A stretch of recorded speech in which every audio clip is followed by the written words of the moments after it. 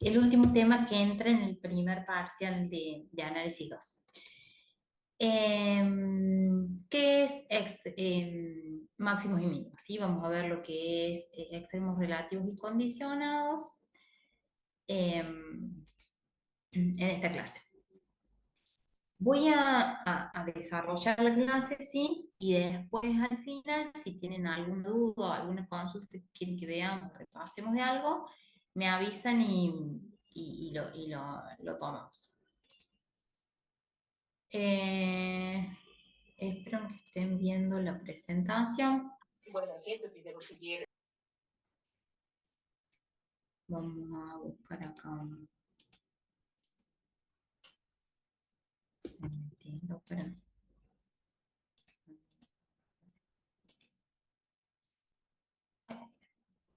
Se me fue la presentación, perdón. Compartir, presentación. Ahora sí. Tengo que grabar la clase, me había olvidado. Mismo, grabar. Recording in progress. Ahora sí, ahora sí me deja. Bueno, entonces vamos a ver con lo que son máximos y mínimos. Antes de arrancar con máximos y mínimos, necesitamos repasar la fórmula de Taylor, porque es lo que nos va a definir después en extremos relativos, cómo nosotros podemos analizar, ¿sí?, las distintas funciones. ¿Qué es lo que hacía Taylor? Básicamente Taylor nos planteaba un polinomio, ¿sí?, que decía que era muy parecido a una determinada función, ¿sí? Lo que quiere hacer es, mediante un polinomio, representar a una determinada función. F de x va a ser igual al polinomio de Taylor más un resto. ¿Por qué más un resto? Vamos a la gráfica. Si nosotros analizamos la gráfica, ¿sí?, y decimos, la curvatura azul representa a mi función, en este caso vamos a arrancar con fórmula de Taylor para funciones de una sola variable independiente, en este caso f de x. Si esta curva azul representa mi función, yo puedo encontrar un polinomio, ¿sí?, que sea parecido a esa función y que me ayude a representarlo, ¿sí? El tema es que eso parecido entre el polinomio y la función se da en un determinado valor punto, ¿sí? Fíjense que la curvatura o la curva naranja representa el polinomio de Taylor. Entonces, en el punto de coordenadas x sub 0, el polinomio y la función valen aproximadamente lo mismo. El tema es que a medida que nos alejamos de este valor de x sub 0, ¿sí?, hay mayor diferencia entre ese polinomio y esa función, ¿sí? Entonces, fuera de ese punto existe el término complementario o resto, ¿sí?, que es la diferencia existente entre la función y el polinomio planteado por Taylor. La fórmula de Taylor básicamente me dice que está constituida por la función evaluada en el punto, ¿sí? Siempre es en función de un punto determinado. Voy a poner en silencio el celu. Va a ser la función evaluada en el punto más la derivada primera por el incremento sufrido, más la derivada segunda evaluada en el punto sobre 2 factorial por el incremento sufrido al cuadrado más la derivada tercera evaluada en el punto sobre 3 factorial por el incremento sufrido. Así, consecutivamente, va a tener tantos términos como nosotros querramos. ¿Qué nos dice? Que nosotros tengamos más términos dentro del polinomio y nos va a decir que va a haber una aproximación mayor entre la función establecida y el polinomio de aproximación. Entonces, conociendo la fórmula de Taylor, ¿sí?, podemos describirla como esta expresión. Básicamente, la función va a ser la sumatoria del polinomio de Taylor, que es esta estructura, más el resto.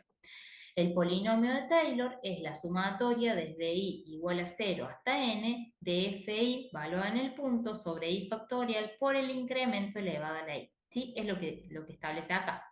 Si i vale 0, yo voy a tener la función 0, es decir, la función valuada en el punto, sobre 0 factorial por x menos x0, que básicamente es el punto mismo, ¿sí? Por eso me queda esta expresión de la función valuada en el punto.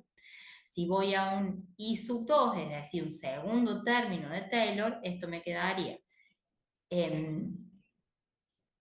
perdón, si voy al n1, voy f a la 1, es decir, derivada primera, valuada en el punto, sobre 1 factorial de x menos x sub 0 a la 1, que es el término que aparece acá. Y así, a medida que vamos aumentando los términos expresados en este polinomio, podemos acercar aún más la función con el polinomio de Taylor. Hay que considerar esto que ya les había mencionado, que el término complementario resto nos da la diferencia entre la función real, si el valor real de la función, y el polinomio. Mientras más alejados estemos desde el punto a partir del cual nosotros estamos haciendo esta aproximación, mayor va a ser el valor del mismo.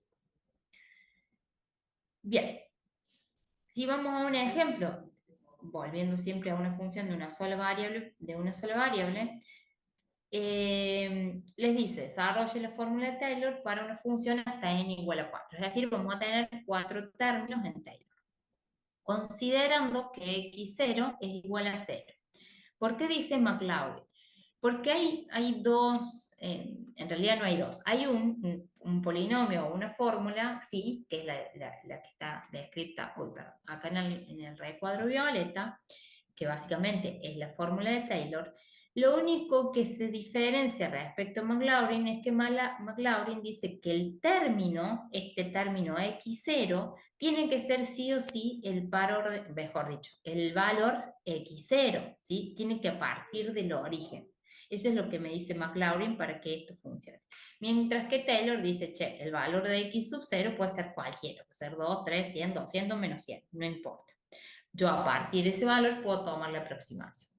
Por eso es que aparece como Maclaurin entre paréntesis, considerando que el punto origen va a ser el de coordenada 0. Entonces, repasando la fórmula de Taylor, me dice que tiene que ser hasta n igual a 4, ¿sí? Entonces vamos a arrancar n igual a 0, es decir, la función valuada en el punto, n igual a 1, es decir, la derivada primera por valuada en el punto por el delta x, el n igual a 2 va a ser la derivada segunda sobre 2 factorial por el incremento elevado al cuadrado y la derivada tercera sobre 3 factorial por el incremento elevado al cuadrado. Esos van a ser los 4 términos que me está pidiendo.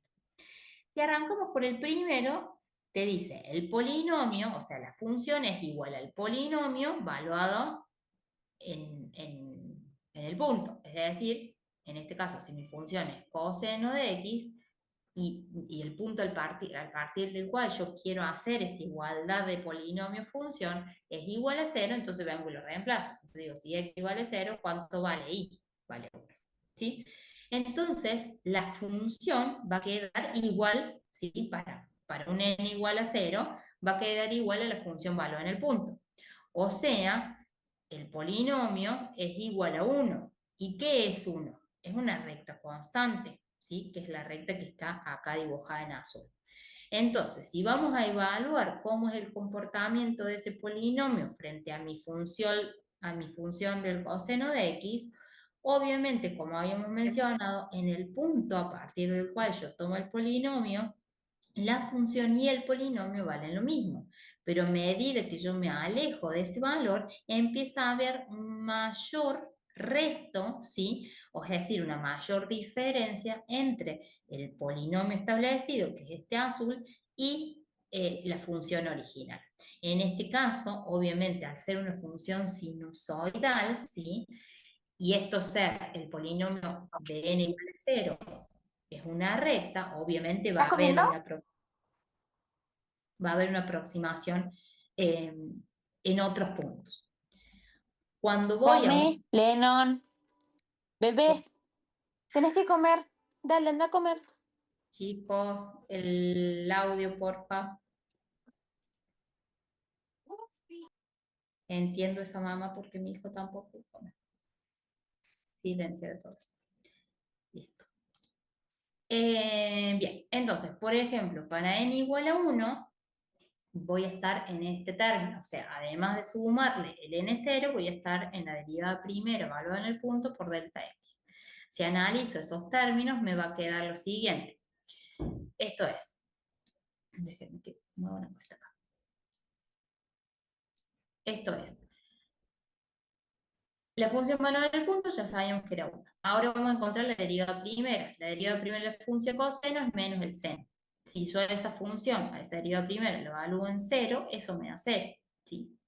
Entonces el polinomio sigue siendo la recta igual a 1. ¿Sí? Debería tener a un n2, perdón, a un n1, seguiría teniendo esa recta igual a 1. Por eso es que pone de vuelta, che, evalúame n2, ¿sí? Entonces pone la derivada segunda, si vengo a esto y lo vuelvo a derivar, me da menos coseno de x, que evalúa en el punto me da menos 1. Entonces empiezo a armar el polinomio y digo, este valor me dio 1, 1. Este valor me dio 0, porque si yo evalúo la derivada en el punto me da 0, multiplicado por el incremento es 0. Este término me queda en 0. Más, y acá voy a hacer, la derivada segunda que es menos 1 sobre 2 factorial, o sea, menos 1 medio, por x menos 0, todo eso al cuadrado. X menos 0, básicamente me queda x al cuadrado. O sea, me queda esta estructura de menos 1 medio de x cuadrado para este tercer término del polinomio. Entonces, si voy analizando estos tres términos, la estructura completa del polinomio me queda 1 menos 1 medio de x al cuadrado. Es decir, esta función. Si yo grafico esta función, esto no deja de ser una parábola que tiene ramas descendentes, ¿sí? Y un vértice en coordenadas 0, 1. Entonces, vengo, parto el vértice, encuentro las raíces y dibujo en este caso, mi polinomio de grado 2, que es una parábola, que es la roja. Entonces, fíjense que si yo analizo la sección cercana al punto de coordenadas x0, a medida que me alejo de la función, ¿sí? Perdón, a medida que me alejo de este valor, la función y el polinomio establecido por Taylor tienen una amplitud de resto mucho mayor, ¿sí? Pero fíjense que en las aproximaciones del punto x igual a 0 son muy parecidos el polinomio y la función. Vamos a un cuarto grado, vuelvo a analizar, armo el polinomio y llego a esta estructura. Si yo la grafico, me queda este valor en naranja. Fíjense, ¿sí?, que este polinomio que grafica acá en naranja, debido al haber hecho Taylor hasta n igual a 4, ¿sí?, hay una mayor igualdad entre la función y el polinomio a medida que yo me voy alejando del x sub 0. Entonces, si yo voy a tomar epsilon, que son valores siempre muy chiquititos, es decir, en relación al punto de partida del cual yo estoy evaluando, obviamente va a haber mucha mayor aproximación a medida que aumente el grado del polinomio, mientras que a medida que ese epsilon se haga infinitamente mayor, el valor del resto, o sea, o del término complementario, es decir, la diferencia entre la función y el polinomio establecido, va a ser muchísimo más grande. Ahí vemos cómo queda la gráfica cuando tomo un n igual a 1, cuando tomo un n igual a 2 y cuando tomo, perdón, la inicial es un n0, la roja es un n2 y la naranja es un n4, ¿sí? Como vemos que a medida que nos alejamos del punto de referencia, a medida que aumenta el grado del polinomio, la función y ese polinomio son muy parecidas. Esto mismo yo lo puedo llevar a funciones de dos variables independientes, ¿sí? Una función z de x y de y. Entonces, habíamos dicho, si la fórmula de Taylor, el polinomio de Taylor me dice que va a haber, que mi función va a ser igual a un polinomio más un resto. Ese polinomio estaba constituido por la función valuada en el punto crítico, la derivada primera valuada en el punto crítico por el incremento en ese punto, la derivada segunda, la derivada segunda en ese punto, derivada tercera, etcétera, consecutivamente. Pero en el caso de funciones de una sola variable, las derivadas son una sola, son derivadas totales, porque yo puedo analizar cómo es la modificación de la función cuando yo me muevo en mi única variable en X. Pero en este caso yo tengo dos variables independientes. Por lo tanto, las expresiones de las derivadas se hacen con el diferencial total de la función. Con el diferencial total de la función. Entonces me queda la función valuada en el punto más el diferencial de función valuada en el punto más el diferencial segundo de la función valuada en el punto sobre 2 factorial más etcétera. Recordemos que a medida que aumentamos el grado del polinomio, ¿sí? Mayor aproximación tendremos entre dicho polinomio y la función. Y este valor del resto, ¿sí? Va a ser cada vez más chiquitito. Bien, entonces básicamente nos queremos acordar de esto. Porque si vamos a desarrollar la fórmula de Taylor para una función de dos variables independientes, tengo que desarrollar los diferenciales, que nosotros ya los habíamos visto, ¿sí? El diferencial de la función estaba dado por la sumatoria de las derivadas primeras por los incrementos sufridos en la subfunción. O sea, el diferencial de la función va a ser la derivada primera de la función respecto de x por el diferencial de x más la derivada primera de la función respecto de y por diferencial de y. Obviamente evalúa en el punto, que es lo que hace Taylor, ¿sí? Ahora, si desarrollamos el diferencial de segundo orden, esto me quedaría 1 sobre 2 factorial del diferencial de segundo orden. Es decir, esto que tengo acá, señalo en rojo, el diferencial elevado al cuadrado. Y el diferencial elevado al cuadrado, esta sumatoria, ¿sí? De las derivadas parciales elevadas al cuadrado, tengo básicamente el cuadrado de un binomio, por lo tanto tengo que desarrollarlo. Y eso me da el cuadrado del primer elemento más el doble producto del primero por el segundo más el cuadrado del segundo elemento, que es lo que me da esa estructura que es el diferencial de segundo orden. La derivada segunda de la función respecto de x dos veces por el diferencial de x al cuadrado, más dos veces la derivada cruzada de la función respecto del diferencial de x, diferencial de y, más la derivada segunda de la función respecto de y dos veces por el diferencial de y al cuadrado. Y así puedo desarrollar un diferencial de tercer orden, de cuarto, de quinto orden. Me importa por lo menos que hasta este segundo orden sepan, porque hasta este polinomio lo vamos a necesitar para poder evaluar los extremos de una función. Bien. Acá viene toda la demostración de por qué el diferencial se toma de esa manera, que básicamente lo que hace es sustituir, hacer una función compuesta, ¿sí? Es decir, sustituir las variables independientes x e y como funciones de una variable independiente t para dejar todo en función de una sola variable y yo pueda desarrollar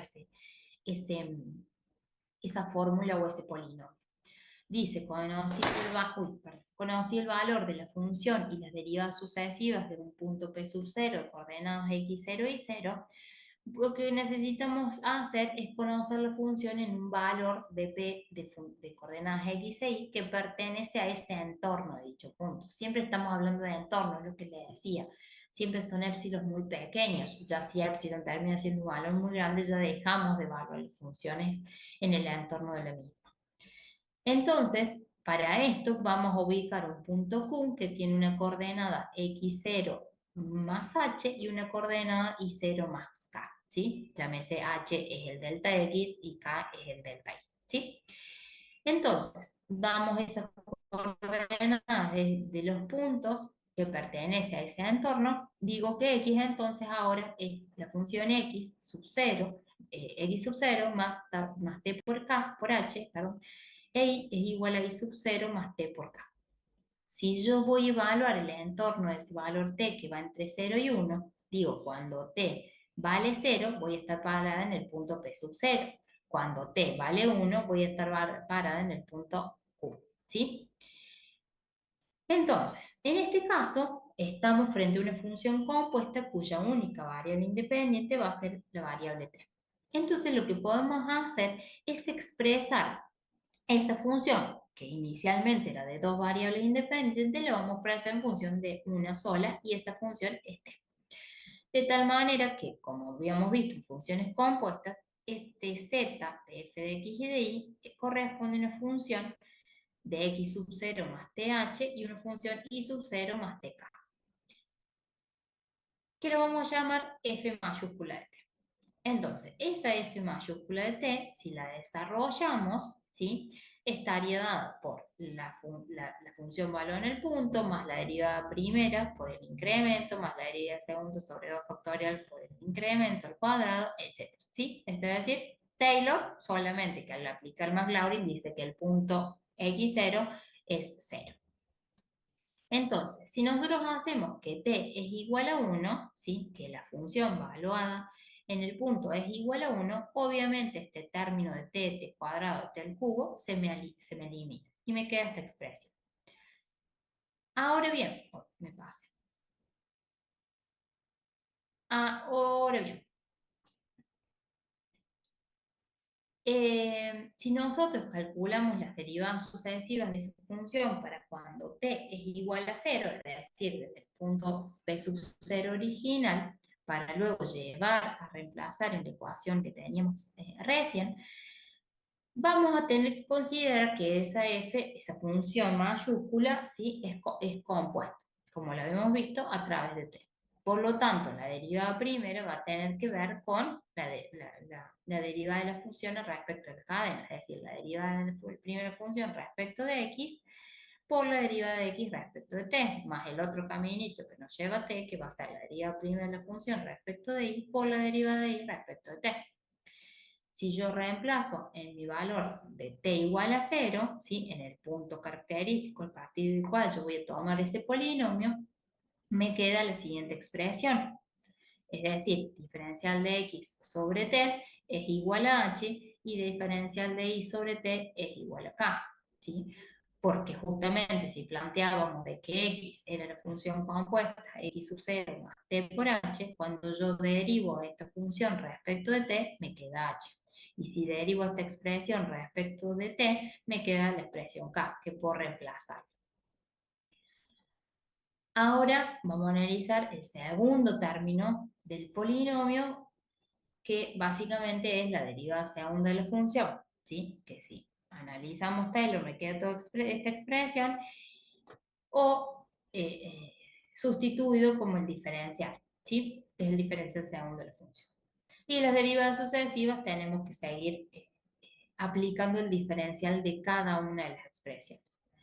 Entonces, si consideramos que la función valorada en el punto estaba dada por la función de x0 más t por h de y0 más t por k, que básicamente es la función de coordenadas x e y, y que la función valorada en el punto es la función en x0 y 0, podemos reemplazar y obtener lo que habíamos mencionado inicialmente, que es la fórmula de Taylor para funciones de dos variables independientes, constituida por la función valorada en el punto original, a partir del cual yo voy a aproximar ese polinomio con la función x0 y 0, el diferencial primero más diferencial segundo sobre 2 factorial, más el diferencial tercero sobre 3 factorial, y así, etcétera. Más un resto, que siempre hay una diferencia entre el polinomio y la función establecida. Obviamente, lo mismo que para una función de una sola variable, a medida que aumentamos el grado del polinomio, mayor aproximación hay entre la función y dicho polinomio. Este es un ejemplo por una función de dos variables independientes para un n igual a 2. Fíjense, lo que acá en vez de aplicar Maclaurin, aplico Taylor. O sea, lo único que cambia es que el par coordenado, en vez de ser 0, 0, como tiene que ser para Maclaurin, aplico el punto 1, 0. Es decir, a partir de ese punto yo voy a calcular cómo es el polinomio de aproximación. Obviamente que la gráfica en violeta es la función característica, que en este caso es x por e a la i, ¿sí?, que tiene esta esta curvatura y esta representación, y a partir de esta función yo voy a armar el polinomio térmico. Entonces arranco. El primer término es función valor en el punto. La función valor en el punto me da 1, es decir, un plano en 1. Fíjense que en el punto de coordenadas 1, 0, ese valor va a ser el mismo para el plano y para la función, pero a medida que me voy alejando hay mayor diferencia entre la función y el polinomio establecido. Para un n igual a 1, es decir, va a estar constituido por la función valor en el punto más el diferencial de primer orden, en ese caso me da 0, ¿sí? Me va a quedar el mismo polinomio. Para un n igual a 2, me queda, acá encontré las derivas primeras, perdón, las derivas cruzadas, las derivas segunda y la deriva cruzada para armar el polinomio de segundo orden. Y entonces me da básicamente para n igual a 0 el plano tangente, el plano paralelo al plano coordenado x0 y 0 o z0, me da un plano igual a 1. Cuando aumento el polinomio, me da un plano inclinado x más y, ¿sí? Que en el punto a partir del cual yo tome el polinomio y la función, hay mayor aproximación en el entorno de ese punto. Para un n igual a 2 me queda esta estructura, así que esta cosita rosita que está acá, obviamente hay mayor, digamos, hay como un grado mayor de aproximación entre el plano y este polinomio. Este tipo de gráficas y de desarrollos no se toman. A mí lo que me importa de acá es que ustedes sepan esto que está marcado acá, ¿sí?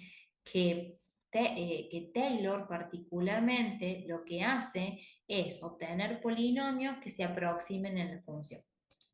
¿Cómo lo hace? Mediante la siguiente fórmula, que la función es básicamente un polinomio, ¿sí? Que puede tener n términos más un resto. A medida que aumento el grado del polinomio, voy a tener mayor aproximación. ¿Hasta dónde me importa que lo sepan? Por lo menos hasta n igual a 2. Es decir, que la función sea igual a la función valor en el punto, más el diferencial de primer orden. El diferencial de primer orden dijimos que era la derivada primera por delta x más la derivada segunda, perdón, la derivada primera respecto de x, delta x más la derivada primera respecto de y, delta y. Y n igual a 2, es decir, el diferencial de segundo orden, está constituido por el diferencial justamente que es derivada segunda respecto de la misma variable por delta x al cuadrado o x menos x0 más dos veces la derivada cruzada por delta diferencial de x diferencial de y más la derivada segunda de la función respecto de y dos veces por el diferencial de y al cuadrado. ¿Por qué me interesa esto? Y acá vamos a verlo acá. Las funciones muchas veces presentan valores o entornos característicos, ¿sí? En este caso nosotros nos vamos a centrar en tres puntos característicos que puede tener una función. Y esos son un máximo, un mínimo o un punto de ensilladura. Ya vamos a ver la característica de cada uno. Si nosotros tenemos una función de dos variables independientes, f de x y de y planteamos el incremento de la función, siempre el incremento de la función está dado por la función incrementada menos la función sin incremento. ¿Sí? Eso es el incremento de la función. Yo tengo que saber que cuando el incremento de la función, o sea, delta f, evalúa en un entorno, ¿sí? de dicha función, es menor que 0, o sea, es negativo, la función va a presentar un máximo relativo en ese punto característico. Siempre vamos a evaluar puntos dentro de un, o sea, mejor dicho, un entorno dentro de distintos puntos dentro de la función. Entonces, cuando este incremento de la función es negativo, esa función presenta un máximo. ¿Por qué? Vamos a verlo en la gráfica. Vamos a tomar como referencia este máximo. La función incrementada, ¿sí? No va a ser mayor que la función sin incrementar en ese punto. ¿Se entiende? Entonces ese delta f va a ser negativo. Porque si yo me paro en este punto e incremento la función, el valor de la función incrementada, fíjense, siempre está por debajo. Nunca está por un z arriba de esto. Por eso es que ese delta f tiene que ser negativo cuando la función presenta un máximo en ese punto característico. Ahora, si el incremento de la función me da positivo, quiere decir que en ese punto hay un mínimo. ¿Por qué? Porque si analizo, por ejemplo, este mínimo, digo, la función en ese punto crítico vale este valor de z. Pero en cualquier incremento, es decir, en cualquier movimiento próximo a ese punto, la función incrementada decrece. Fíjense que el valor de z va a ser menor, va a estar más arriba. No sé si lo ven. Entonces, por eso voy a decir que en esa función se presenta un mínimo relativo. Esa es la representación, digamos, el concepto gráfico, ¿sí? Geométrico de los máximos y mínimos relativos. Vamos ahora a evaluar en profundidad cómo yo encuentro, ¿sí? Dentro de un dominio que es infinito, los puntos característicos que tiene la función. Entonces, si una función alcanza un máximo relativo, según ese punto, como les había mencionado, el incremento de la función tiene que ser negativo. Por eso que les decía, porque la función valuada en este punto siempre va a tener un valor de z que cualquier otro valor dentro del entorno. Entonces, si yo me paro en este par coordenado de x0 y 0 y me muevo un determinado epsilon, ¿sí? Tanto en x como en y, indefectiblemente cuando evalúe la función en ese otro punto a partir del cual yo me moví, va a ser mucho menor en z. Por lo tanto, el incremento de la función es negativo. Pase.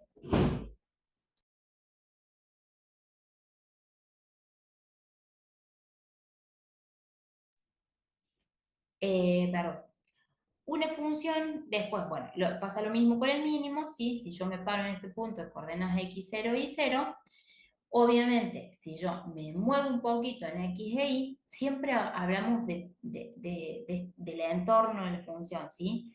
Porque si nosotros analizamos, por ejemplo, en este punto, yo voy a decir, che, esto es un máximo mirándolo acá cerquita, pero no va a ser un máximo si yo miro la función completa. Ya voy a ir con qué es un máximo absoluto y qué es un máximo local, ¿sí? O sea, si yo miro el entorno de este punto, y probablemente esto sea un máximo. Pero si analizo el dominio de toda la función, y probablemente este sea el más máximo de todo. ¿Se entiende? Entonces voy a tener un máximo absoluto y probablemente voy a tener o no voy a tener otros máximos locales, que tienen que ver con este estudio parcial de la función. Bien. Entonces, en esta parcialidad, en el caso de tener un mínimo, si yo me muevo, ¿sí? En cualquier valor de coordenadas x e y del entorno de ese punto p sub 0, obviamente vengo, evalúo ese punto en la función y el valor de z va a ser más grande, ¿sí? Va a estar más arriba y por eso el delta f es positivo. De todos los máximos relativos, aquel que tenga un mayor valor se lo denomina absoluto, y de todos los valores de los mínimos relativos, aquel que tenga el menor valor se denomina el mínimo absoluto, ¿sí? Porque una función no solamente puede presentar un máximo o solamente un mínimo, puede presentar un máximo y un mínimo, o puede presentar múltiples máximos y múltiples mínimos, de los cuales obviamente uno va a tener la mayor amplitud. A eso lo vamos a llamar máximo o mínimo absoluto. Yo sigo, cualquier cosa ustedes me paran. Bien, entonces digo, che, ¿cómo evalúo si la función presenta o no presenta, en este caso, máximos y mínimos?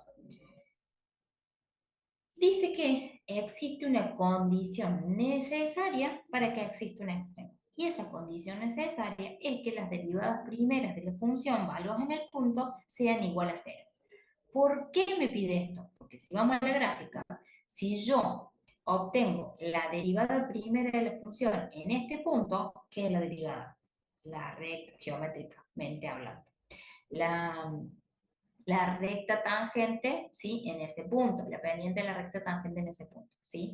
Entonces, si este es un máximo y yo calculo la derivada se me va a anular, ¿sí? porque voy a tener el punto más alto en este caso, o viceversa. Si tengo un mínimo y aplico la derivada en ese punto, que es el que tengo acá abajo, obviamente voy a tener una línea recta y que va a ser paralela al eje coordenado X e Y.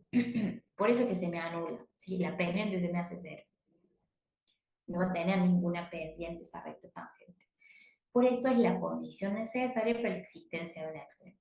Por lo tanto, quiere decir que exista un gradiente, ¿sí?, de f y ese gradiente sea nulo. Acordémonos que representa el gradiente, era el vector que representaba las derivadas, ¿sí?, parciales respecto de cada uno de los x. Entonces, para demostrar esto vamos a considerar a una función g de x que es f de xb, o sea, de una sola variable independiente. Si por hipótesis f tiene un extremo relativo en x0 y 0, entonces g va a tener un extremo relativo en x0. Y en ese caso la derivada primera va a ser 0.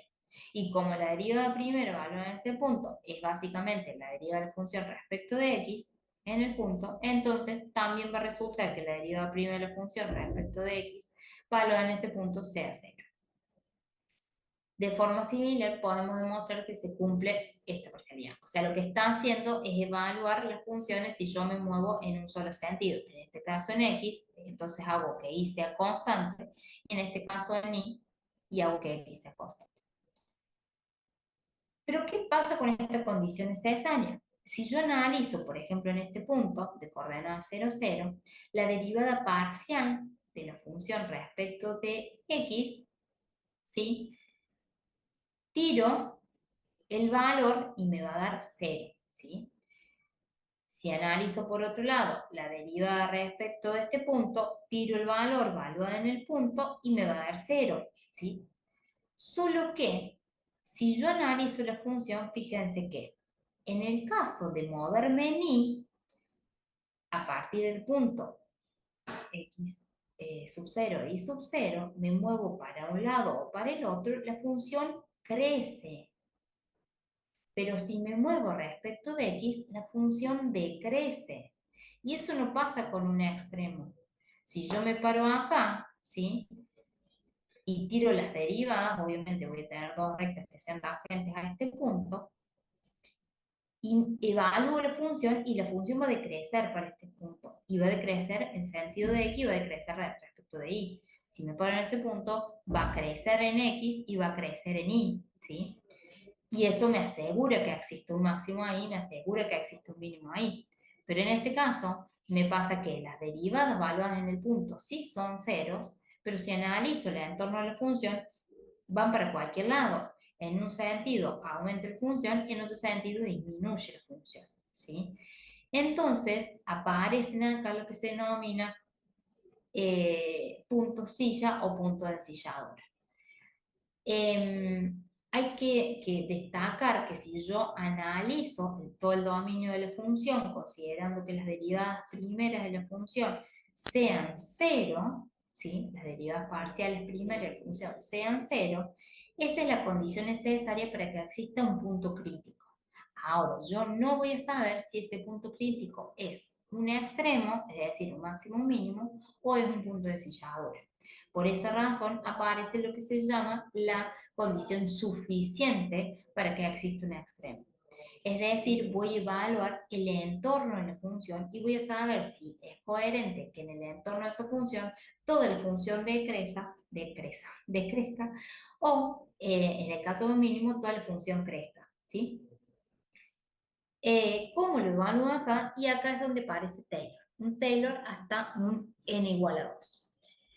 Si yo planteo un Taylor hasta n igual a 2 de mi función, esto va a ser la función valuada en el punto más el diferencial primero más el diferencial segundo, ¿sí?, todo valuado en el punto más el resto, me queda esta expresión.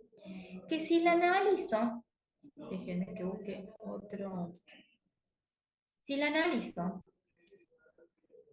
estos términos, ¿sí?, mejor dicho, este término lo voy a pasar para el otro costado, para el otro lado de la igualdad y me va a quedar esta expresión.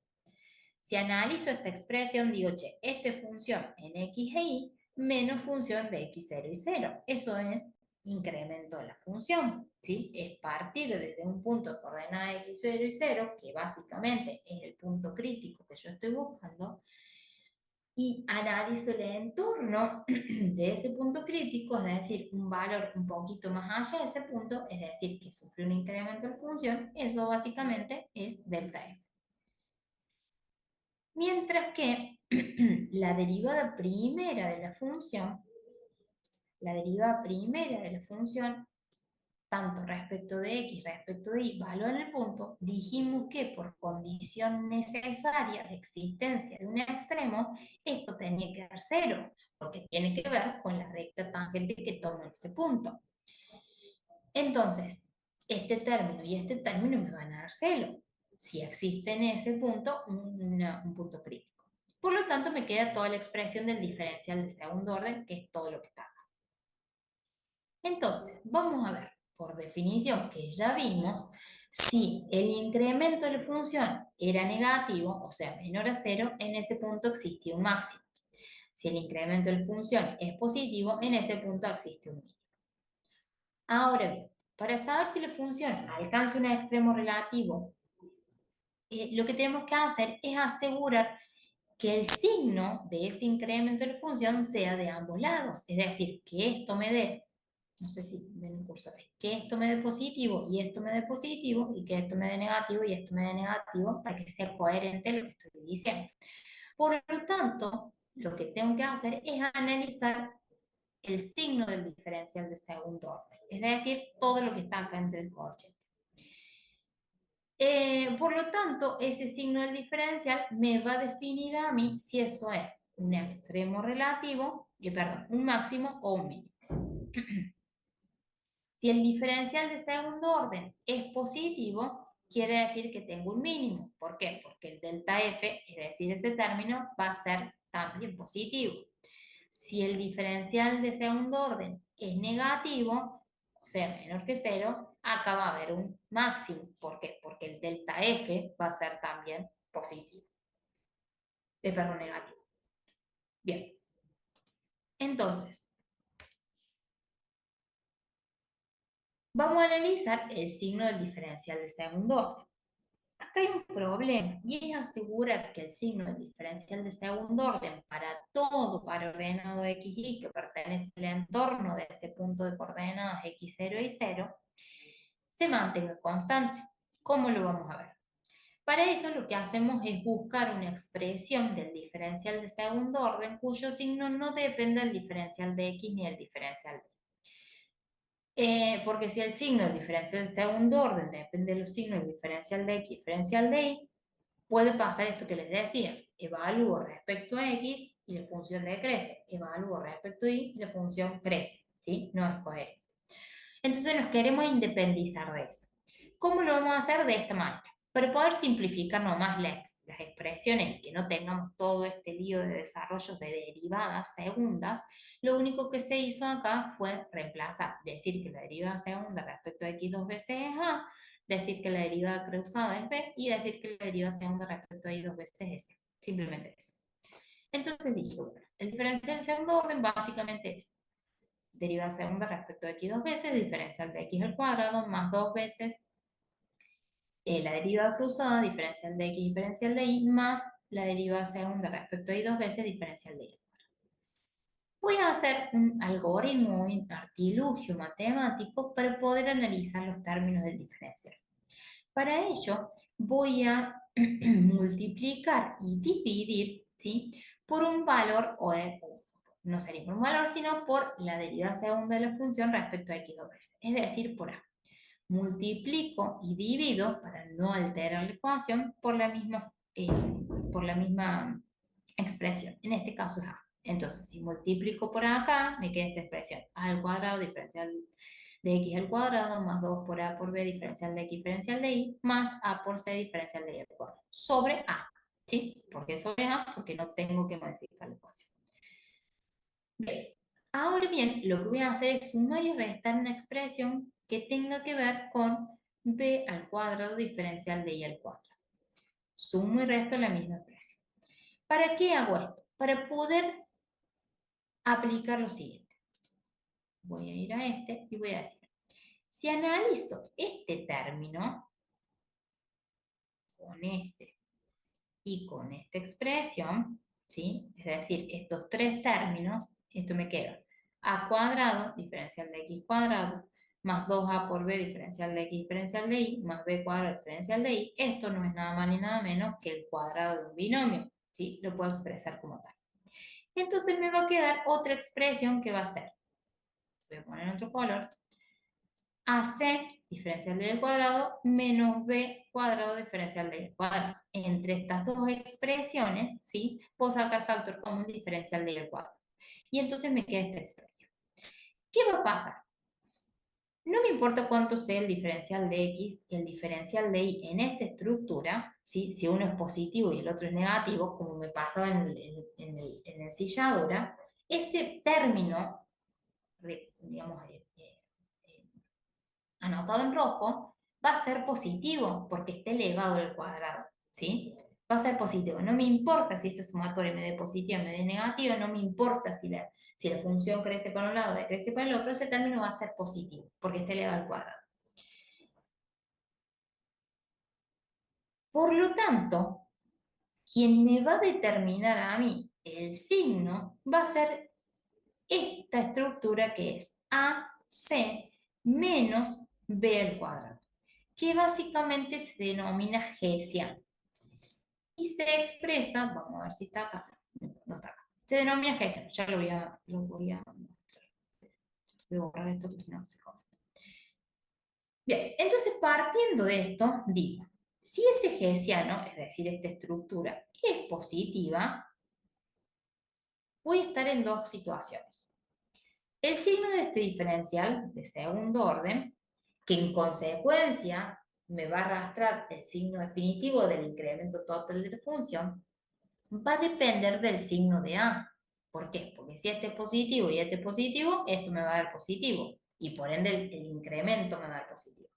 Si este es negativo y este es positivo, estamos con que este es positivo, y este es negativo, me va a dar negativo el diferencial, ¿sí? Y en consecuencia el incremento va a ser negativo. Entonces, cuando el hessiano es positivo, hay un extremo. En este caso, el plano tangente va a ser paralelo al plano XY. ¿Por qué? Porque básicamente estamos hablando de que la derivada segunda en este punto, sí, va a ser tangente al punto específico. Entonces tenemos, si este valor es positivo y A es positivo, el diferencial va a ser positivo, por lo tanto el incremento va a ser positivo. Entonces, ese plano tangente va a estar por encima de la superficie, ¿sí? Voy a tener mi máximo y ese plano tangente va a estar dado por encima de la superficie.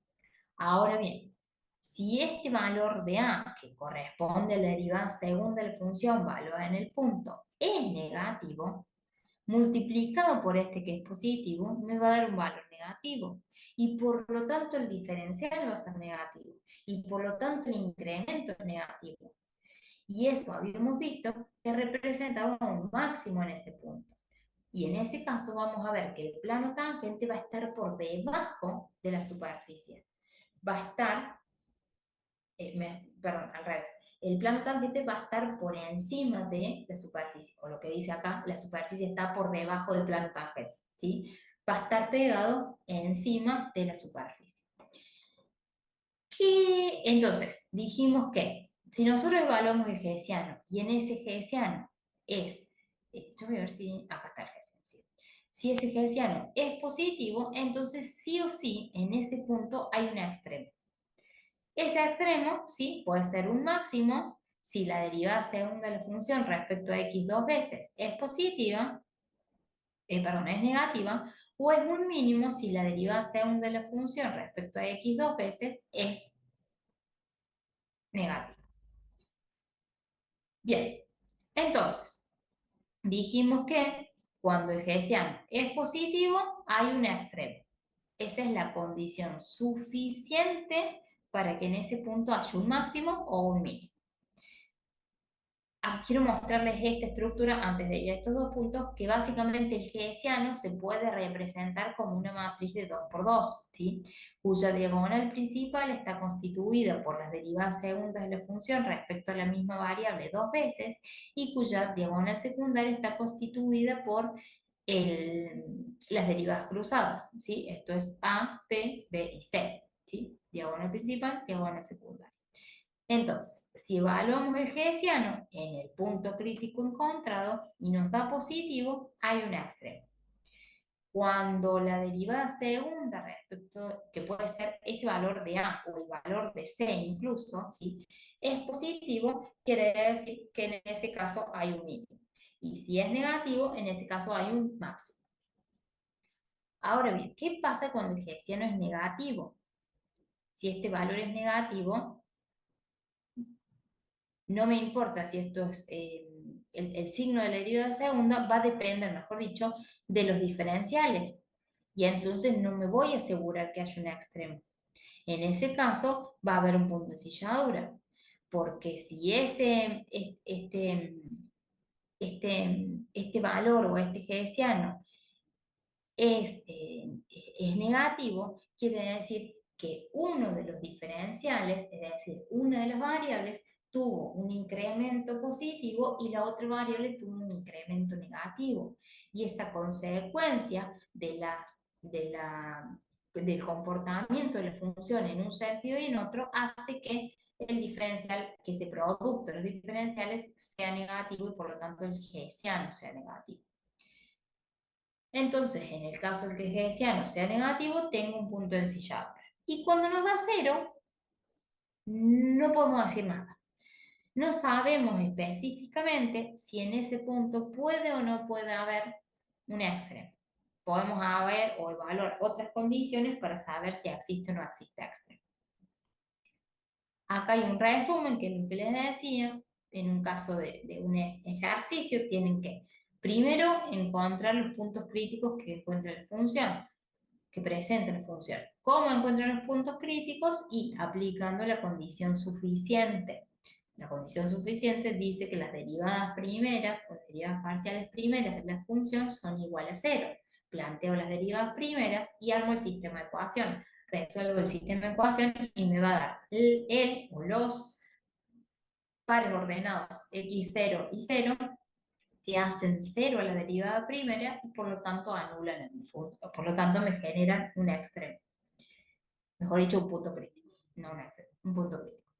Ahora, de todos esos puntos críticos, ¿cuáles son máximos, cuáles son mínimos, cuáles son puntos de ensilladura o cuáles no puedo confirmar nada? Voy a evaluar el hessiano. Evalúo el hessiano y digo, si el hessiano es positivo, hay un extremo. Bueno, pero ¿qué tipo de extremo es? Y voy a evaluar el signo del diferencial de segundo orden. Entonces tengo la derivada segunda de la función respecto a y dos veces, o la derivada segunda de la función respecto a x dos veces, y me da negativo, en ese caso hay un máximo. Si me da positivo, en ese caso hay un mínimo. Ahora, si el hessiano me da menor que cero, quiere decir que pasa esto. El diferencial de x va por un lado, el diferencial de y va por el otro. ¿Sí? Se contrarrestan, hay un punto de ensilladura. Si el hessiano es igual a cero, entonces puede o no puede existir un extremo. Para ello podemos analizar otros parámetros. Acá tienen unos ejercicios prácticos, sí, que los que les digo, arma el sistema de ecuación, una vez que arma el sistema de ecuación, resuelven como se resuelve cualquier sistema de ecuación por sustitución, igualación, Kramer, suma, resta, el método que se les ocurra, resuelven el sistema de ecuación y encuentran, en este caso, 3 puntos críticos. Analicen el hessiano, caracterizan esos puntos críticos y en el caso de que haya un extremo tienen que decir si es un mínimo o un máximo con la derivada parcial de la función respecto a la misma variable dos veces. Bien. Pensé que me faltaba mucho más, por eso avancé. Voy a volver un cachito acá. Lo más complicado en este caso, o por lo menos lo que vemos generalmente con la profe, es que no sabe resolver el sistema de ecuación. Después valorar el hessiano, saber si era positivo, si era negativo, si es un extremo, si es máximo, si es mínimo, si es un punto de ensilladura. Eso lo saben porque termina siendo fácil. Pero este es un tema fuerte y particularmente mucho más en el práctico, entonces la única recomendación es que les digo sean prolijos para resolver, porque donde se equivocan es acá. Y esto es básicamente el secundario, es resolución de sistema de ecuaciones con dos incógnitas, o primario probablemente. Entonces sean prolijos a la hora de resolver los sistemas de ecuaciones para que después no tengan problemas, porque es un ejercicio que generalmente suelen trabarse en algunas cuestiones. Bien, extremos ligados. ¿Qué son los extremos ligados? Yo lo que voy a hacer es analizar las funciones, pero restringidas.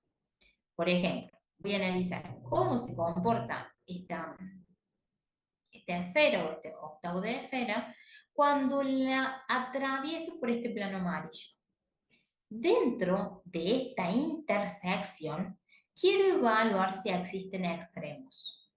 Eso es lo que hacen los extremos condicionados o extremos ligados, ¿sí?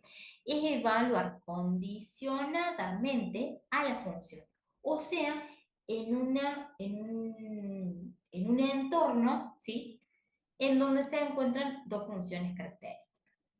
Para poder resolver este tipo de ejercicios, puedo utilizar lo que son los métodos de variables ligadas y el método del multiplicador de Lagrange. Básicamente, el método de variables ligadas, no me acuerdo si lo había desarrollado o no, sí, tiene que ver con el reemplazo de una función. Si yo voy a tener una función, dice, si la ecuación de las condiciones se puede llevar a una forma implícita y igual a g de x, que se verifica que los mismos valores de x y de y a su vez están dentro de una función phi de x de y igual a 0, se puede sustituir en z y obtenemos. Lo que hace básicamente es llevar a todo función de una sola variable y entonces lo puedo resolver. O mejor dicho, en función, poder reemplazar mediante la restricción, ¿sí? Y dejarlo todo en función de una o dos variables. Depende cómo sea el ejercicio. No me acuerdo si en este caso había un desarrollo de un ejercicio de este tipo. Sí, acá hay uno. En este caso les dice, por ejemplo, las páginas de un libro deben medir 600 centímetros de área. Sus márgenes laterales y el inferior miden 2 centímetros, mientras que su margen superior mide 3 centímetros. Pide calcular la dimensión de la página que permite obtener la mayor área impresa posible. O sea, yo tengo una hoja de 600 centímetros cuadrados.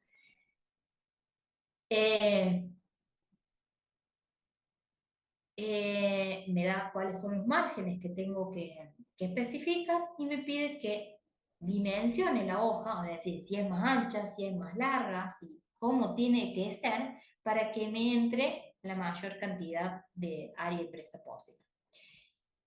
En este tipo de ejercicio lo que siempre tienen que tratar de encontrar es a quién quiero maximizar. ¿Sí? ¿Quién es esa función a la cual necesito encontrar ese extremo condicionado o ligado? ¿Sí? Y siempre va a ser aquello que quiera maximizar, minimizar, ampliar, acotar. ¿Sí? En este caso, lo que quiero hacer es que la área impresa sea la máxima posible. O sea, este rectangulito que aparece acá, si estuviese escrito, sí sea lo máximo posible. Si va a ser más ancho, si va a ser más largo, cómo va a ser. Mientras que lo que me está diciendo, me está condicionando, es que la hoja sí o sí tiene que tener 600 centímetros cuadrados. No se puede pasar de ahí, ni puede ser más grande ni puede ser más chica. Tiene que tener ese valor. Entonces esa es la función condición. ¿Por qué les hago hincapié en este caso? Porque en todo tipo de ejercicio van a tener que encontrar la función principal, aquello que es máximo, aquello que es mínimo, y la condición, aquello que no puedo modificar. Sí o sí tiene que ser de 500 litros, sí o sí tiene que ser 600 centímetros cuadrados, sí o sí tiene que tener, no sé, determinada altura. Bien, entonces lo representamos con funciones. El área de la página total obviamente va a ser base por altura, x por y. Mientras que el área impresa, aquella que quiero que sea máxima para que me entre la mayor cantidad de letras o gráficos posibles, va a ser también la base, solo que voy a restar los dos márgenes laterales, por eso dice x menos 4, Y la altura, ¿sí? Solo que voy a restar el margen inferior y el margen superior, que su sumatoria me da 5. Por eso me da I menos 5. Entonces tengo una función principal que quiero maximizar y una función condición, ¿sí? Que es la que tengo que sí o sí cumplir. El método de las variables ligadas lo que hace es dejar todo en función de una sola variable, ¿sí? En este caso, la función condición es la que me va a permitir a mí que esta que está acá arriba, creo que no estoy señalando nada, que esta que está acá arriba, sí quede todo en función de una sola variable. ¿Por qué? Porque puedo encontrar dentro de un sistema de ecuación, no, dentro de una ecuación, cuál es el valor que va a satisfacer a eso que yo estoy estableciendo. Entonces, de la ecuación número 1 yo puedo decir que y va a ser igual a 600 sobre x. Entonces en la ecuación 2 vengo y reemplazo y dejo todo expresado en función de x. Fíjense que acá me queda esta estructura. Como lo que yo quiero es maximizar, a mí me decía que por condición necesaria el máximo de una función existía si la derivada primera era igual a 0. Por lo tanto tengo que igualar a 0 esto.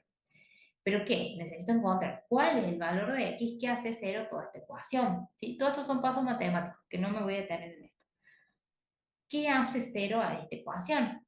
Una ecuación de segundo orden, vengo y reemplazo. Resulta que como es una cuadrática voy a tener dos valores.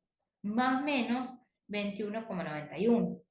Pero no puedo poner más menos. Tiene que ser solamente el positivo, porque estoy hablando de impresión, de algo que tiene que tener un delta positivo. Por eso es que solamente tomo el valor este. Hay ciertos ejercicios donde sí o sí, si por ejemplo tomo la distancia en un eje coordenado, también tengo que tener más los ejes negativos. Entonces, por ejemplo, en ese valor, la utilidad del resultado negativo a mí también me sirve. En este caso no, porque estoy hablando de impresión, de algo que sí o sí tiene que tener un valor positivo. Entonces, con este valor, resolviendo el sistema de ecuación, este valor de x, es decir, este valor de la base, hace que yo tenga la máxima área impresa, ¿sí? Volviendo a la ecuación original, puedo sacar cuál es el valor de y, es decir, el de la altura. Y en consecuencia puedo sacar cuánto tiene que tener la hoja en sí. En este caso, 22 centímetros de alto y 17,9 centímetros de ancho. Esto mismo se puede hacer mediante otro método que es básicamente el método del multiplicador de Lagrange. ¿Qué me dice Lagrange? Que yo tengo que inventar, ¿sí?, otra función que está constituida por mi función principal más la función condición multiplicada por un nuevo factor que se llama lambda, que se llama multiplicador de Lagrange. Entonces, al armar esa nueva función de Lagrange, no solo va a depender de mis variables originales, sino que también va a depender de esa nueva variable, que es lambda. Por lo tanto, cuando yo plantee la condición necesaria para que exista un extremo, las derivadas que voy a tener son tres. Derivada primera respecto de x, derivada primera respecto de y, derivada primera respecto de lambda. Las igual a 0. ¿Por qué? Porque por condición necesaria en ese punto la pendiente de la recta tangente tiene que ser 0. ¿Sí? Si no, no es un extremo. Entonces, voy a tener un sistema, en este caso, de tres ecuaciones con tres incógnitas. Lo que hace Lagrange es facilitarme la resolución de este sistema. Ahora bien, la condición suficiente, ¿sí?, ya analizamos la condición necesaria, ahora la condición suficiente para que exista un extremo es que justamente es igual que en el caso de extremos relativos, que el diferencial de segundo orden sea no nulo, ¿sí? Y de la misma manera se tiene que analizar el signo de ese diferencial. Si el diferencial de segundo orden era negativo, como habíamos visto, por lo tanto el incremento total de función es negativo, en ese punto va a haber máximo. Si el diferencial de segundo orden es positivo, por lo tanto el incremento total de función es positivo, en ese lugar la función presenta un mínimo. Como en el caso de los máximos y mínimos relativos libres, sin condiciones, la determinación del signo del diferencial puede resultar complicado o hasta imposible. Y entonces se puede resolver por distintos sistemas. La condición suficiente aplicada a Hessian-Orlado, en esto se llama Hessian-Orlado porque tengo una matriz de 3 por 3, ¿sí? Que está constituida de esta manera. O puedo, a ver qué, pensé que lo había desarrollado con esto. O como dice acá, a veces el evaluar este Hessian-Orlado termina siendo bastante complicado o riguroso encontrarlo, también puede evaluar el diferencial de segundo. Es importante destacar que en la mayoría, no en todos los ejercicios, evaluar la condición suficiente no me hace falta. Porque si vamos al ejercicio anterior, acá me decía, la página de un libro de medir, calcular las dimensiones de la página que permitan la mayor área. Al decirme a mí la mayor área, no hace falta que yo evalúe la condición suficiente, porque acá me está diciendo que lo que acabo de encontrar acá es lo que maximiza la función, es el valor máximo. Por lo tanto, ese hessiano va a ser positivo porque existe un extremo y ese extremo es máximo. Entonces, bueno, a la mayoría, no todos, la mayoría de los ejercicios no hace falta ni evaluar ni el Hessian-Orlado ni el diferencial de segundo orden. Pensé que había hecho el mismo ejercicio. Vamos a ver este. Pensé que había hecho el mismo ejercicio del libro, pero con este método de Lagrange. A diferencia, como les decía, de del método que vimos recién, que lo que hace es dejar todo en función de una variable, ¿sí? Y resolver esa variable y qué valor hace que se maximice o se minimice ese resultado, Lagrange, como les había dicho, propone que yo arme una función. Vamos a ir a este ejemplo que antes de confundirnos con después volvemos al anterior. Dice, una caja rectangular sin tapa se fabrica con 12 metros cuadrados de cartón. Quiere calcular el volumen máximo de esta caja. Es decir, yo tengo un cartón en mi casa que tiene 12 metros cuadrados de cartón. ¿Sí? 12 metros cuadrados. Che, quiero armar una caja, pero que me entre el máximo volumen. ¿Sí? Si yo la hago muy ancha, muy baja y no sé, muy angosta, no me va a entrar mucho volumen, voy a tener un determinado volumen. Si la hago un poco más ancha, si la hago un poco más alta, ¿sí?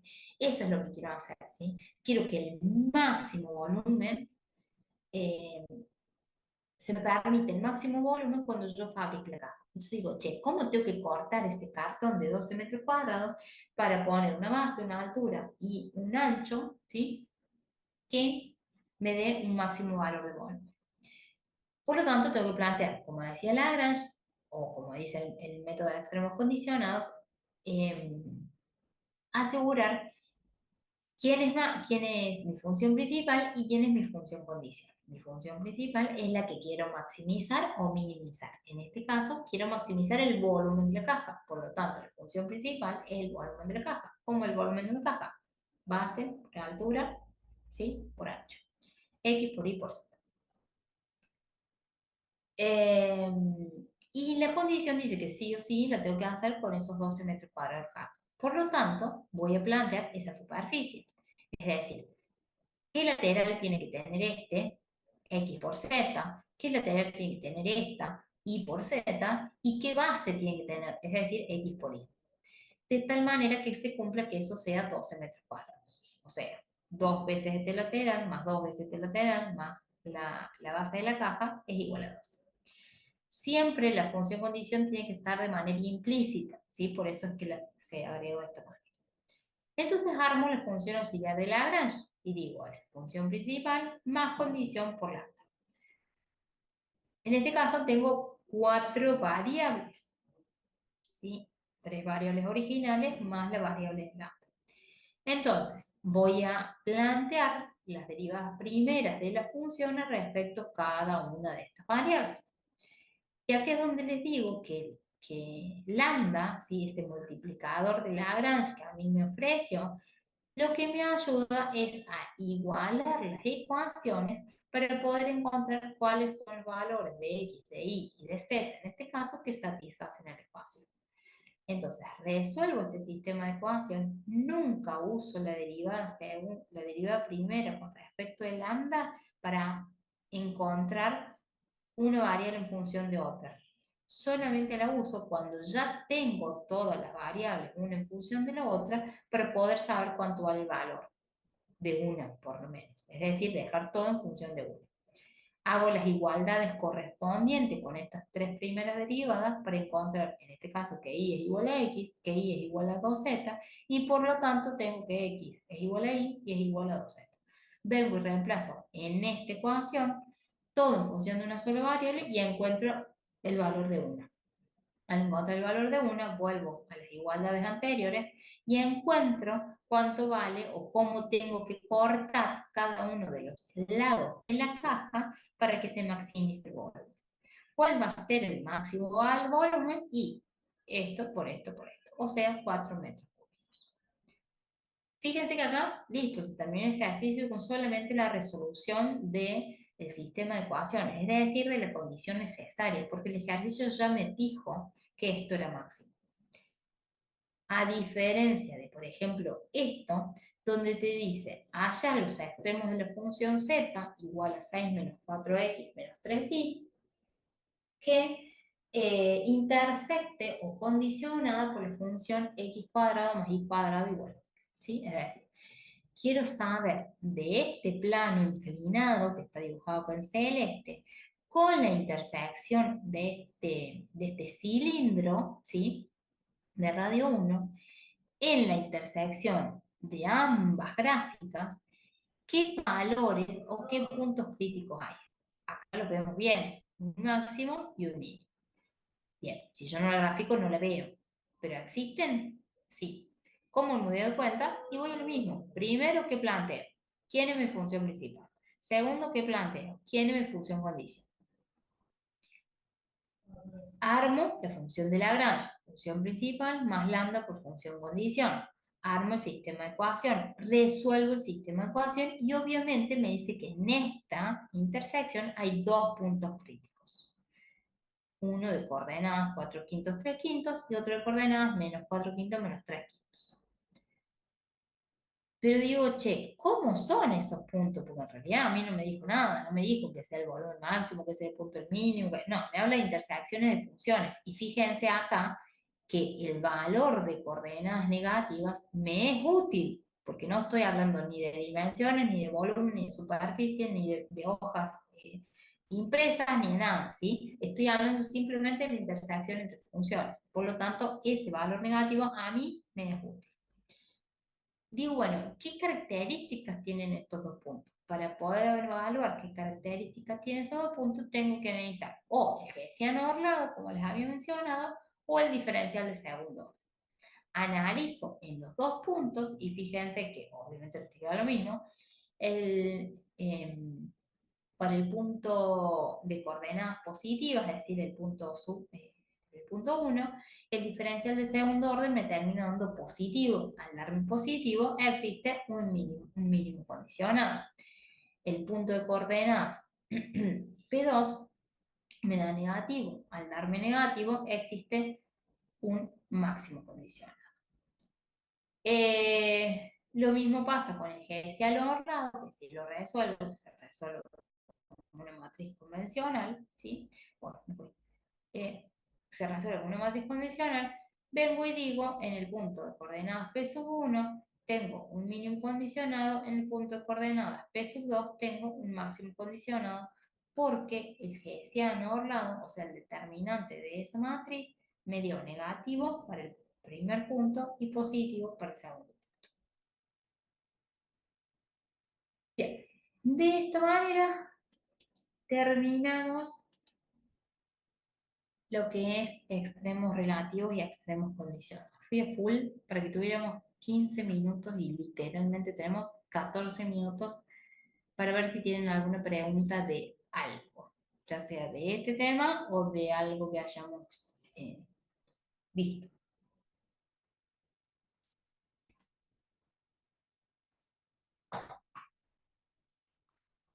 ¿no?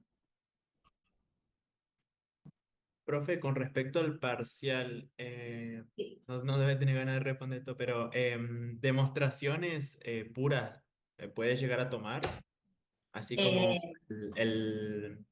Eh, la ecuación de Lagrange, por ejemplo. Sí, como la ecuación de Lagrange, sí. Por ahí lo que no hace falta en este caso es la demostración de Taylor para funciones de dos variables. A mí, es lo que les vengo diciendo, ¿no? Me importa que entiendan qué hace Taylor, me importa que sepan cómo es la ecuación y me importa que sepan utilizarla, por ejemplo, en la demostración de los extremos relativos, ¿sí? Que por qué el delta F tiene que ser positivo, por qué el delta F tiene que ser negativo, por qué está la condición necesaria, eh, me dice que hay un extremo, pero en realidad no es suficiente para saber si es máximo o es mínimo, cómo aplico eso en la condición suficiente, ¿sí? Ese tipo de desarrollo, incluyendo Lagrange, sí, sí van. Eh, sí. Y otra cosa que quería decir respecto de esto, que me olvidé, que nada, porque todos me van a preguntar más o menos lo mismo, pero bueno, hasta acá sí va el parcial y el estilo van a ser, no sé, un par de preguntas así conceptuales que ustedes sepan responderme qué significa, que entiendan el tema, es lo que más me importa. Más allá de que sepan un desarrollo, pues se lo han aprendido de memoria, a mí lo que me interesa es que entiendan el análisis matemático, que entiendan el concepto de una derivada, pero no el concepto de la derivada es el límite para cuando el incremento tiende a cero de un cociente incrementa. No, que entiendan que representa la variación de una función cuando yo me muevo en una variable, que entiendan que el concepto geométrico representa la pendiente de la recta tangente en un determinado punto, ¿sí? Van a hacer muchas preguntitas así de entendimiento conceptual y probablemente haya alguna que otra que sea desarrollo de nada más de lo que dice el PDF, ¿sí? Que está todo desarrollado. ¿Qué dice acá? ¿Hasta acá va el parcial? Sí. Y entonces más con nuestras palabras, pero entiendo que la... Sí, sí, totalmente. Sí, sí, entiendo que es que... Entiendo, no, estaba pensando en otra cosa. Que me hiciste acordar al último examen final que tomé, eh, que la persona describió muy bien un desarrollo, pero no entendía nada de lo que ahí decía. El hecho de decir con nuestras palabras, por eso me hiciste acordar, porque yo en ese momento le dije, explícame con tus palabras qué significa esto.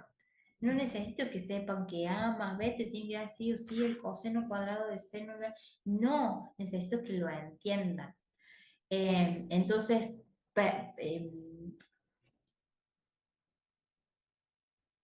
ay, no sé, tenés un nombre muy largo, te quería como responder, digo, Petra Lozada, lo que dice el compañero es eso, explicarme con sus palabras, obviamente que necesito un lenguaje técnico, no me tiene manteca al pecho, pero que me explique con sus palabras lo que ahí dice.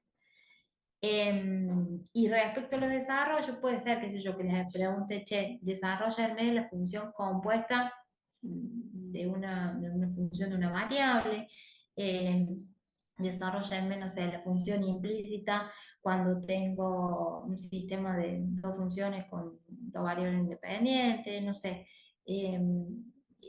ese desarrollo o esto que acabamos de ver, extremos relativos, y me hace todo el desarrollo de extremos relativos. Deriva direccional, eso también puede ir con desarrollo.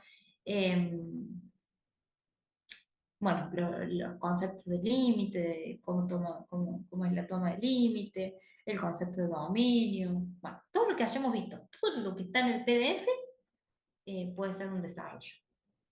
Pero estudien a conciencia, a eso voy, que tienen que estudiar a conciencia, no estudien de memoria, porque no les va a ir bien, desde ya se los digo.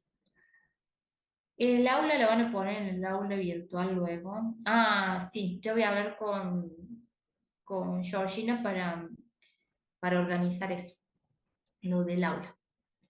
Pero no les voy a decir dónde porque no te cuida. pero sí lo vamos a poner en la aula virtual. No se preocupen. ¿Alguna otra duda?